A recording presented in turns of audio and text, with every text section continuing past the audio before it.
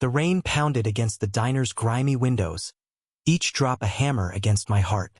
I was 19, pregnant, and alone, clutching a crumpled eviction notice from my parents. My own flesh and blood had thrown me out like yesterday's trash.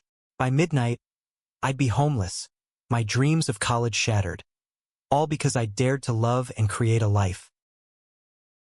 My name is Emily Carter, and this is the story of how I clawed my way back from betrayal, rebuilt my life, and faced the parents who abandoned me when they came crawling back for my daughter. 5 years ago, I sat in that diner, my hands trembling around a cold coffee mug, replaying the moment my world collapsed. My parents, devout and unyielding, had called my pregnancy a sin, a disgrace to their pristine reputation in our small town of Willow Creek. "You've ruined everything," my mother hissed, her eyes cold as she shoved me out the door. My father, always the silent enforcer, just stood there, his silence louder than any scream. I had nowhere to go. My boyfriend, Jake, had vanished when I told him about the baby, leaving me with nothing but a positive pregnancy test and a broken heart. The diner's neon sign flickered, casting red shadows across my face as I weighed my options. Sleep in my beat-up car or beg a friend for a couch. But Willow Creek was a small town, and news of my shame had spread like wildfire. Friends turned away, their pity worse than scorn. Then, a voice cut through the fog of my despair. "You okay, hon?" It was Marla, the diner's night shift waitress, her weathered face etched with concern. She slid into the booth across from me, her apron stained with ketchup and coffee. I didn't know it then, but Marla would become my lifeline, the first person to see me not as a fallen girl but as someone worth saving. Marla listened as I spilled my story, her eyes softening with every word. "I've got a spare room," she said simply. "It ain't much, but it's yours if you want it." I stared at her, stunned. A stranger's kindness was more than my own family had offered. That night, I moved into Marla's tiny apartment above the diner, a cramped space filled with secondhand furniture and the smell of fried onions. It wasn't home, but it was a start. The months that followed were a blur of survival. I worked double shifts at the diner, my belly growing as I balanced trays and dodged leering customers. Marla taught me how to stretch a dollar, how to sew my own maternity clothes, and how to ignore the whispers of Willow Creek's gossips. Every night, I'd collapse onto the creaky cot in Marla's spare room, one hand on my stomach, whispering promises to the life inside me. "We'll make it, little one," I'd say. "Just you and me." When my daughter, Lily, was born, everything changed. She came into the world screaming, a tiny warrior with my hazel eyes and a shock of dark hair. Holding her, I felt a love so fierce it scared me. But I also felt the weight of my parents' rejection, a wound that hadn't preparing to leave the hospital. I realized I had no one to call, no family to share this moment with. It was just me, Lily, and Marla, who arrived with a hand-knitted blanket and a smile that said she understood. I swore then that I'd give Lily everything my parents never gave me. Love, acceptance, a home where she'd never feel like a mistake. But Willow Creek was a cage of memories, every street corner a reminder of my parents' betrayal. So, when Lily was 6 months old, I packed our few belongings, said goodbye to Marla, and moved to Portland, a city big enough to swallow my past. I found a job as a receptionist, enrolled in night classes, and built a life for us. It wasn't easy. There were nights I cried myself to sleep, exhausted and terrified of failing my daughter. But Lily's giggles, her tiny hand in mine, kept me going. 5 years later, I was no longer the scared girl in the diner. I was 24, a college graduate with a steady job at a marketing firm. Lily was a bright, curious 4-year-old, her laughter filling our small apartment. We'd built a life, a real one, with friends who became family and dreams that felt within reach. I thought I'd left Willow Creek behind for good, until the letter arrived. It was a crisp fall morning when I found the envelope in my mailbox, my mother's precise handwriting staring back at me. My stomach twisted as I tore it open, expecting another lecture about my sins. Instead, it was a plea. "Emily," it read, "we made a terrible mistake. We want to meet our granddaughter. Please, come home." The words hit like a punch, stirring a storm of anger and longing I thought I'd buried. They wanted to meet Lily now, after they'd cast me out, left me to fend for myself? The audacity of it burned. I sat on my couch, the letter crumpled in my fist, as Lily played with her blocks nearby. Her innocence, her joy, was everything I'd fought for. Could I let my parents, who'd shattered me, into her world? I thought of Marla, who'd taught me that family isn't just blood. It's the people who show up when you're broken. And yet, a small part of me, the part that still remembered my mother's lullabies and my father's rare smiles, wondered if they could change. I didn't respond to the letter, not yet, but that night, as I tucked Lily into bed, her soft breathing filling the room, I knew this wasn't just about me anymore. It was about her, about the family she deserved, and whether my parents could ever earn a place in it. The decision loomed like a storm on the horizon, and I had no idea how it would break. The letter sat on my kitchen counter for days, its edges curling like a wound that wouldn't heal. Every time I passed it, my chest tightened. Anger, hurt, and a flicker of curiosity warring inside me. Lily, oblivious, danced around the apartment, her laughter a stark contrast to the storm brewing in my heart.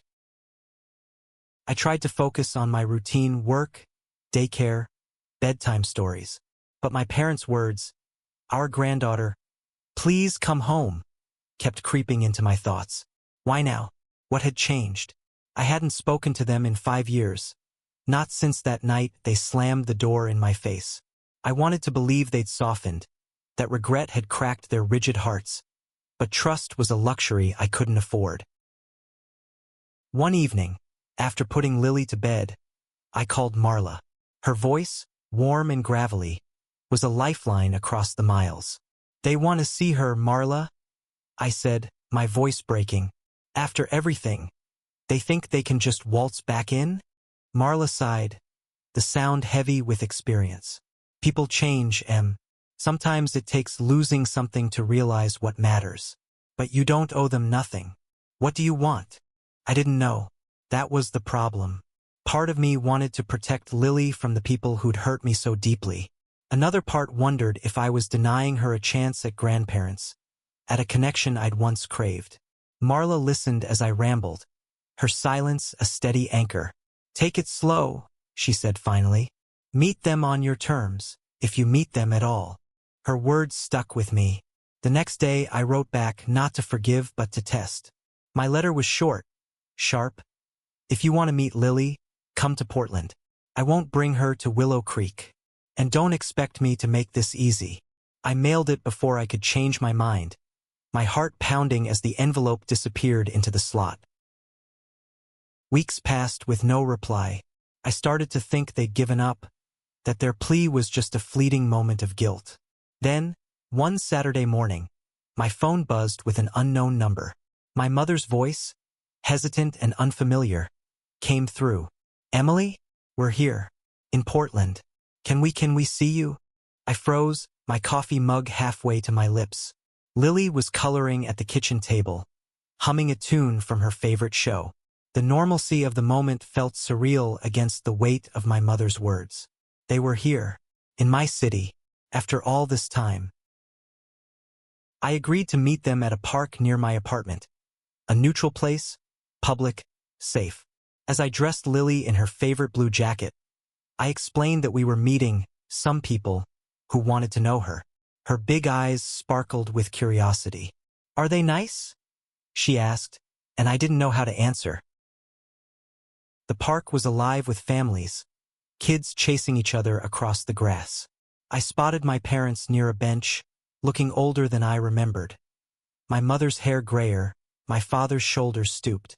They stood awkwardly, clutching a stuffed bear like an offering. When they saw us, my mother's hand flew to her mouth, tears brimming in her eyes. "Emily," she whispered. "She's beautiful." Lily clung to my leg, shy but curious. I kept my voice steady. "This is Lily. Say hi, sweetheart." She waved, and my parents' faces lit up, a mix of awe and desperation. They stepped closer, but I held up a hand. "Not too fast," I said. "We're here to talk." We sat on the bench, Lily playing nearby with the bear they'd brought. My parents spoke in halting bursts, apologizing for their mistake, explaining how the church had pressured them, how they'd been afraid of losing face. "We were wrong," my father said, his voice rough. "We see that now. We just want a chance to know her." Their words stirred something in me. Grief, maybe, for the parents I'd once trusted. But I wasn't the naive girl they'd banished. "You threw me out," I said, my voice low but sharp. "I was 19, pregnant and terrified, and you chose your reputation over me. Why should I trust you with my daughter?" They flinched, and for a moment, I saw the weight of their guilt. My mother reached for my hand, but I pulled back. "We're not the same people," she said. "We've changed. Please, Emily, let us prove it." I didn't respond. Lily ran back, showing me a leaf she'd found, and I scooped her up, her warmth grounding me. "We'll see," I said finally. "But this is on my terms. You don't get to decide what happens next." As we walked away, Lily's hand in mine, I felt a strange mix of power and vulnerability. I'd protected my daughter, but the door to my past had cracked open, and I wasn't sure what lay on the other side. The park meeting lingered like a bruise, tender and impossible to ignore. I'd set boundaries, but my parents' presence in Portland felt like an invasion. Their apologies a puzzle I couldn't solve. Were they sincere, or was this just another way to control me, to claim Lily as their redemption? Lily, bless her, was unaffected. She clutched the stuffed bear they'd given her, naming it Fluffy and dragging it everywhere. "Are those people coming back?" she asked one night, her voice muffled by her pillow. I brushed her hair back, forcing a smile. "Maybe, sweetheart. We'll see." But inside, I was a mess of doubt and anger. I called Marla again, needing her clarity. They apologized. I told her, pacing my apartment. But it's not enough. They don't get to erase what they did with a few tears and a toy. Marla's voice was steady. "You're right to be cautious, Em. But if they're serious, they'll show it with actions, not words. Let them prove themselves." Her advice became my mantra. I agreed to another meeting, this time at a coffee shop. I chose a busy one, where the hum of conversation would drown out any awkward silences. My parents arrived early, looking nervous but hopeful, carrying a small bag of gifts for Lily. Books, a puzzle, nothing extravagant. I appreciated the restraint. They were trying not to overwhelm her. Lily warmed to them slightly, giggling as my father made silly faces. My mother watched her with a hunger that made my stomach twist. "She looks like you did at that age," she said softly, her eyes locked on Lily. I nodded, keeping my distance. "She's her own person," I said. "Not me. Not you." The conversation was stilted but civil. They asked about my life, my job, my plans. I answered in short sentences, guarding my heart. When they brought up Willow Creek, I cut them off. "We're not going back there," I said. "This is our home now." They nodded, but I saw the flicker of disappointment in their eyes. Over the next few weeks, we met a handful of times, always on my terms, always in public. My parents were careful, almost too careful, like they were walking on glass. They brought Lily small gifts, read her stories, and kept their distance when I signaled. It was progress, but it didn't erase the past. Every kind gesture was shadowed by the memory of that rainy night, my suitcase on the curb, their door slamming shut. One afternoon, as we walked home from the park, Lily tugged my hand. "Grandma and Grandpa are nice," she said, and my heart lurched. She'd overheard them call themselves that, and I hadn't corrected her. The words felt like a betrayal, but also a possibility.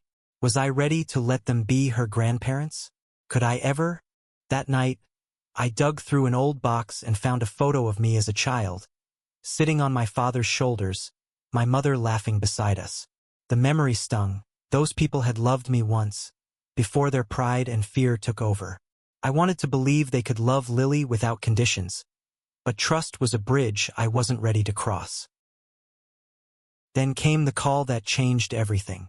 It was my mother, her voice trembling. "Emily, your father's sick. It's his heart. The doctors, they don't know how much time he has." My breath caught, the world tilting. I'd spent years hating him, but the thought of losing him forever cracked something inside me. I didn't promise anything, but I agreed to visit them, at their hotel, not Willow Creek. When we arrived, my father looked frail, his face pale against the stark white pillows. Lily, sensing the tension, clung to me, but my mother knelt beside her, offering a gentle smile. "Want to draw with me, Lily?" she asked, pulling out a sketchpad. To my surprise, Lily nodded, and they sat together, coloring in silence. My father reached for my hand, his grip weak but warm. "I'm sorry, Emily," he whispered. "I was wrong. I failed you." Tears burned my eyes, but I didn't pull away. For the first time, I saw not the man who'd rejected me, but a father facing his own regrets. As we left, Lily hugged my mother, and I didn't stop her. The gesture was small, but it felt like a shift, a crack in the wall I'd built. I wasn't ready to forgive, not fully, but I was starting to see a path forward, one where Lily might have a family bigger than just me. My father's illness cast a shadow over everything, a reminder that time could steal choices before I was ready to make them. Lily's innocent hugs and my parents' fragile hope tangled with my memories of betrayal, creating a knot I couldn't untie. I wanted to protect my daughter, but I also wanted to understand the people who'd hurt me, to see if they could be more than their mistakes. We started meeting more regularly, always in Portland, always on my terms. My father's condition stabilized, but he was weaker now, his movements slow, his smiles rare but genuine. Lily, with her boundless energy, brought light to those visits. She'd chatter about her daycare friends or show them her drawings, and they'd listen with a reverence that made my chest ache. They were trying, really trying, but I couldn't shake the fear that their love for Lily was a way to rewrite their guilt, not a true change of heart. One afternoon, at a quiet cafe, my mother opened up about their lives since I'd left. "The church turned on us," she said, her voice low. "After you left, people whispered about us, how we'd failed as parents. It made us question everything." My father nodded, his eyes distant. "We were wrong, Emily. Not just about you, but about what matters. We lost you, and it broke us." Their words hit hard, stirring a mix of pity and resentment. I wanted to believe them, but trust was a fragile thing, shattered too easily. "You didn't just lose me," I said, my voice steady despite the lump in my throat. "You pushed me away. I had to survive on my own with a baby, because of you." They looked down, ashamed, and for once, I didn't soften the blow. Lily, oblivious to the tension, climbed onto my father's lap, showing him a toy car. His face softened, and he laughed, a sound I hadn't heard in years. Watching them, I felt a flicker of something like hope, but it was fleeting. I couldn't let nostalgia cloud my judgment. As weeks turned into months, my parents became a cautious part of our lives. They sent Lily birthday cards, called to check in, and never pushed for more than I allowed. I started to see glimpses of the parents I'd loved as a child. My mother's gentle humor, my father's quiet strength, but I held them at arm's length. Lily deserved grandparents, but I deserved to feel safe. Then came the invitation. My mother called, her voice nervous but warm. "We're having a small family gathering at our hotel," she said. "Just us, some cousins, and a few old friends. We'd love for you and Lily to come." The idea of stepping into their world, even in Portland, made my stomach churn. But Lily overheard and clapped her hands. "A party, Mommy?" she asked, her eyes wide with excitement. I agreed, but with conditions. No surprises, no pressure, and we'd leave when I said so. The gathering was small, held in a hotel conference room with balloons and a cake for Lily's upcoming 5th birthday. My parents' cousins, people I hadn't seen in years, greeted me warmly, but I felt like an outsider, their smiles tinged with pity. Lily, though, was in her element, running around with a cousin's daughter, her laughter echoing. My mother pulled me aside, her eyes searching mine. "Thank you for coming," she said. "It means everything to us." I nodded, unsure how to respond. Then my father joined us, leaning on a cane. "Emily," he said, his voice rough, "we don't expect forgiveness, but we want to be here for you and Lily, however you'll let us." For the first time, I felt their sincerity, not just in their words but in their actions. The way they'd respected my boundaries, the way they looked at Lily like she was a miracle. I didn't forgive them, not yet, but I let myself imagine a future where they could be part of our lives, not as a right, but as a privilege they'd earned. As we left the party, Lily holding my hand and waving at her grandparents, I felt a weight lift. The past wasn't gone, but it didn't have to define us. Maybe, just maybe, we could build something new, not the family we'd been, but the one we could become. The hotel gathering marked a turning point, a fragile bridge between my past and a possible future. Lily's joy at the party, her ease with my parents, forced me to confront a truth. Keeping them at a distance wasn't just about protecting her. It was about protecting myself. But shielding my heart meant limiting her world, and that felt like a betrayal of the promises I'd made her. I started letting my parents in bit by bit. They visited our apartment, a milestone I hadn't expected to allow. My mother brought homemade cookies, the same recipe she'd baked when I was a child, and the smell hit me like a memory I hadn't wanted to revisit. Lily devoured them, giggling as crumbs fell on her shirt, while my father sat quietly, watching her with a tenderness that made my throat tight. These visits became a routine, once a week, then twice. They'd bring small gifts for Lily, never overstepping, and I'd watch them closely, searching for cracks in their sincerity. But they showed up consistently, respecting my rules. No talk of Willow Creek, no preaching, no pressure. My mother even started asking about my job, my friends, my life, like she was trying to know the woman I'd become, not just the daughter she'd lost. One evening, as we sat on my couch, Lily curled up between them reading a book, my father spoke up. "Emily, we've been talking about moving to Portland," he said, his voice cautious. "To be closer to you and Lily, if you're okay with it." My mother nodded, her eyes hopeful but guarded. The idea stunned me. Moving here meant leaving Willow Creek, their church, their entire world. It was a sacrifice, a tangible sign of change, but it also terrified me. What if they brought their old judgment with them? What if I let them in only to be hurt again? "I'll think about it," I said, my voice neutral. They didn't push, and that restraint was what made me consider it. Over the next few weeks, I wrestled with their proposal. I talked to Marla, who'd become my sounding board across the miles. "They're trying, she said. "But you gotta ask yourself, are you keeping them out because you don't trust them, or because you're scared to let go of the hurt?" Her words cut deep, forcing me to face the anger I'd carried like a shield. I started therapy, something I'd resisted for years. Talking about my parents, my abandonment, my fears for Lily, was like peeling back layers of scar tissue. My therapist helped me see that forgiveness didn't mean forgetting. It meant choosing what to carry forward. I wasn't ready to fully forgive, but I could choose to let Lily have the grandparents she deserved, as long as they kept proving themselves. One sunny afternoon, I took Lily to the park with my parents. They'd started calling her our Lily, and I hadn't corrected them. We sat on a blanket, watching her chase butterflies, and my mother turned to me. "We're selling the house," she said quietly. "We found a place here, a small apartment. We want to be part of her life, Emily, and yours, if you'll let us." I looked at them, seeing not just the parents who'd failed me but the people trying to make amends. "Okay," I said finally, "but it's a trial. If you hurt her, or me, you're out." They nodded, tears in their eyes, and for the first time, I felt a spark of trust.